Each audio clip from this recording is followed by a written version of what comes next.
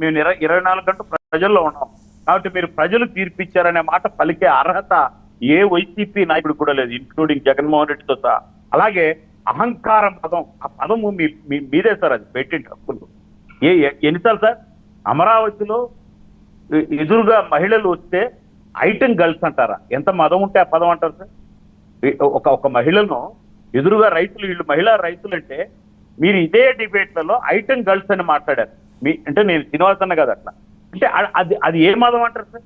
అంటే సాక్షాత్తు రాముడు తల తెగిపోయిందయ్యా అని అప్లికేషన్ ఇస్తే ఇలాంటివి జరుగుతూ ఉంటాయి. చిన్న చిన్న విషయాలు అంటే మేము ఆరాధించే రాముడు తల రథాన్ని తగలబెడితే చిన్న చిన్న విషయాలు ఎందుకు పెద్దవి చేస్తున్నారంటారా? ఇది అధికార పదం కాదా? ఎన్ని విషయాలు ఇలాంటివన్నీ అంటే డోర్ డెలివరీ ఇచ్చి ఇప్పుడు ఇందాక పెద్దలు కోటయ్య గారు ఒక మాట అన్నారు, నేర్చుకోవాలి, నేర్పించాలి నాయకుడు అనేవాడు, లేకపోతే నాయకుడే కాదు అతను, అందుకే అధపతాలని పోయినాడు. డోర్ డెలివరీ ఒక ఎస్సీఎఫ్ని ఇచ్చితే మేము ఫార్మాలిటీకి రిజిస్టర్ చేసినామని మరుసటి రోజు అతని ఊరేగింపులు అతని పక్కన మీటింగ్ లో కూర్చోబెట్టుకుంటాడా? ఇది కాదా అహంకార మదం? అంటే నన్ను ఎవడేం చేస్తాడని కాదా? మరి ఇవన్నీ ప్రజలు చూడలేదా? ప్రజలు ప్రజలు ప్రజలు అంటున్నారు. ఆ ప్రజలే కదా ఈరోజు తీర్పిచ్చింది. ప్రతి ఒక్కరి వ్యక్తిగత జీవితంలోకి వెళ్ళి మొత్తం రాష్ట్రం అంతా దోచుకొని ఈరోజు ఆ చెవిరెడ్డి భాస్కర్ రెడ్డి అనేవాడు 2400 ఎకరాలు ఏం చెప్తాడు సీనన్న? ఏ ఊర్లో ఆర్టీసీ బస్ స్టాండ్ ఉంటే ఆ స్థలం అంతా రిజిస్టర్ చేసుకో, వాళ్ళ అప్ప సొత్తా? ఎవడప్ప సొత్తు అండి అది? ఆర్టీసీ స్థలాలను లీజుకు తీసుకొని గతంలో వచ్చి పేపర్లో ఆన్లైన్ చేపించుకొని 2400 ఎకరాలు ఈరోజు రాష్ట్రంలో అతని పేరుతో అరెస్టీకి ఏం చేస్తారు? గుడ్డలిప్పి వసూలు చేస్తారు, రికవర్ చేస్తారు ప్రభుత్వం. ఒక్క సెంటు కూడా ఎవరికి అవసరం లేదు, మొత్తం ప్రభుత్వం రికవర్ చేస్తుందండి. అంటే మీరు నిజాలుగా మాట్లాడినప్పుడు ఒప్పుకోండి, మీరు 3 ఉన్నారు 4 ఉన్నారని కాదు. అవినీతి చెవిరెడ్డి వాసి ఈ రోజు ఆర్టీసీ స్థలాలు నాగేంద్ర గారు ఈ కేసుల పరంపర ఏంటి? ఈ కేసుల పరంపర ఏంటి? ఆ బెంగళూరు కథ ఏంటి? 100% మళ్ళీ ఒకసారి రిపీట్ చేస్తున్నా, ఉప్పు తిన్నోడు నీళ్లు తాగుతాడు, తప్పు చేసినోడు లోపలికి పోతాడు. చాలా స్ట్రిక్ట్ గా ఉంటుంది ఈ గవర్నమెంట్. మొత్తం ప్రజల సొమ్మును ఎవడైతే తిన్నాడో ప్రతి ఒక్కరిని కక్కించి లోపల పెడతారు. రెండో విషయం ఇంకోటి చెప్తున్నా, ఈ పార్టీ ఉండదని ఆయన అన్నాడు కదా, మరి ముందు శ్రీనివాస అవి కూడా తెలుసుకోమని, ఏడున్నాడు ఆడున్నా కాదు. ఆ ఢిల్లీలో మోకాళ్ళు పట్టుకొని తిరుగుతున్నారు, పెద్దిరెడ్డి కొడుకు మిథున్ రెడ్డి బీజేపీలో చేర్చుకోండో అని. వాళ్ళు ఆడికి రానియడంలా. ఈ పక్క ఇది కలిసిపోయింది అంటున్నారు, ఈ 4 ఆ ఎంపీలు వెళ్ళిపోతారు అంటున్నారు. సోనియా గాంధీ తొడగొట్టినాడు, ఢిల్లీ మెడల్ ఇప్పుడు ఏం చేస్తాడు? కాదు నాగేంద్ర గారు, ఈ బెంగళూరు కథ ఏంటి సార్? నేను ఒక్క మాట చెప్తున్నా, మళ్ళీ ఒకసారి ఆ ప్యాలెస్ గురించి చెప్తాను మీకు. ఎవరైనా ఎంత రాజులేని ఎంతైనా అనుభవించడానికి, ఒక సామాన్య మానవుడు లైఫ్ అందించడానికి 230 గదులతో ఇల్లు ఎందుకు సార్? ఆ పిచ్చేండి జగన్మోహన్. మీరు చూడండి, ఇప్పుడు ఆయన అన్నాడు కదా ఇంద్రభవనాలు ఎక్కడ పట్టినా. కాదండి, నేను ఆయన ప్యాలెస్ కోసం చెప్పట్లేదు. బెంగళూరుకి అందరూ పారిపోయారు అంటున్నారు, అంత భయపడాల్సిన అవసరమే ఉంది? ఏమన్నా అక్కడ చెప్తాను, 2 నిమిషాలు చెప్తాను.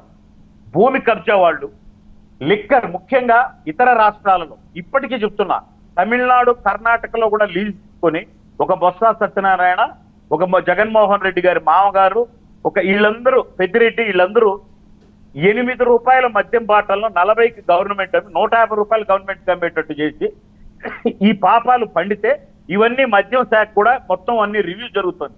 ఇవి బయటపడితే ఈ డిస్టిలరీస్ ఇంకా మళ్ళీ అరెస్టులు తప్పదు. కాబట్టి ఇప్పుడు బెంగళూరు కూడా ఒక టీమును పంపిస్తుంది ప్రభుత్వం, అక్కడ కూడా లీజుకు తీసుకున్నారు కదా. ఇప్పటికీ తయారవుతున్న మద్యం మీద సంపూర్ణంగా అందుకే చెప్పారు కదా చంద్రబాబు నాయుడు గారు, నేను ఈ నాసిరకం మందు వద్దు, ఇది దీనికి ఆదాయం వద్దు, ప్రజలు నేను చంపలేను కాబట్టి నేను మేలు రకమైన మద్యాన్ని అందిస్తాను. దీనికి కారకులైన దీంట్లో కొన్ని కోట్లు దోచుకున్న, భాగాలు పంచుకున్న, ఇక్కడ నుంచి ఫారిన్ కి పంపించినటువంటి, మీకు ఎందుకు సార్ మొన్న వాసుదేవరెడ్డి దొరికాడు కదా, దాంట్లో ఏమన్నా కూడా ఈయన కదా, అన్ని బయటకు వస్తున్నాయి కదా. బంగారు అంటే ఫారిన్ కి ఇక్కడ నుంచి డబ్బులు పంపించినటువంటి అన్ని దొరికాయి. కొద్ది రోజులు వెయిట్ చేద్దాం సార్, అందరూ ఎక్కడ ఉండాలి. నాకు తెలిసి చంద్రబాబు నాయుడు గారు, పవన్ కళ్యాణ్ గారు, బీజేపీ గవర్నమెంట్ ఒక ఉన్నతంగా ఆలోచించి ప్రతి ఊర్లో ఒక జైలు పెద్దది పెంచాలి సార్, ఎందుకంటే సంఖ్య పెరుగుతుంది కాబట్టి. వీళ్ళందరూ పోతారు కాబట్టి ఇరుకు గదులు లేకుండా కొంచెం విశాలమైన గదులు వేస్తే అక్కడ కూర్చొని రామకోట రాసుకుంటాం. తిరుపతిలో ఇప్పుడు అన్నకి బ్రదర్ కి బాగా తెలుసు చిత్తూరు తిరుపతి గురించి. తిరుపతిలో 3 పార్టీల ఆఫీసులు ఏ చెరువుల్లో ఉన్నాయో చెప్పనండి. తెలుగుదేశం పార్టీ ఆఫీస్ కావచ్చు, కాంగ్రెస్ పార్టీ ఆఫీస్ వైసీపీ వాళ్ళు మాత్రం ఓకే అతిరాజ శ్రీనివాస్ రెడ్డి గారు, మతాన్ని శ్రీనివాస్ రెడ్డి గారు, చెరువులోనే ఉన్నాయి. శ్రీనివాస్ రెడ్డి గారు, వైసీపీ వాళ్ళు ఓకే శ్రీనివాస్ రెడ్డి గారు ఒక్క విషయం, శ్రీనివాస్ రెడ్డి గారు, శ్రీనివాస్ రెడ్డి గారు ఒక్క విషయం వినాలి. వినండి ఇదే మాటలో ఏది జైళ్లు పెంచండి, ఇదే మాటల్ని 2014 ఎన్నికల్లో కూడా చెప్పారు. ఓకే ఓకే వినండి వినండి వినండి శ్రీనివాస్ రెడ్డి గారు, శ్రీనివాస్ రెడ్డి గారు, బెంగళూరులో కాదండి, వినండి వినండి, మీ ప్రభుత్వంలో శుక్రవారం వినండి ఒక్క నిమిషం నాగేంద్ర గారు, నాగేంద్ర గారు వెయిట్, నాగేంద్ర గారు ఒక్క నిమిషం వెయిట్. శ్రీనివాస్ రెడ్డి గారు, శ్రీనివాస్ రెడ్డి గారు, నా పాయింట్ మీరు వినాలి. శ్రీనివాస్ రెడ్డి గారు, నా పాయింట్ వినండి. శ్రీనివాస్ రెడ్డి గారు, బెంగళూరులో నోరు జారిన వాళ్ళు, తప్పులు చేసిన వాళ్ళందరూ కూడా అక్కడ తలదాచుకుంటున్నారట. అక్కడికి స్పెషల్ టీంలు వెళ్తున్నాయట. ఏ టైంలో ఉన్నా కూడా అరెస్టులు చేస్తారట, నిజమా? పేపర్లో రాసేటటువంటి తప్పుడు వార్తలకి మేము సమాధానం చెప్పడానికి మేము తప్పుడు మనుషులం కాదు. పేపర్లో రాసే చెత్త రాతలకు సమాధానం చెప్పడానికి మేము తప్పుడు మనుషులం కాదు. అంటున్నాడు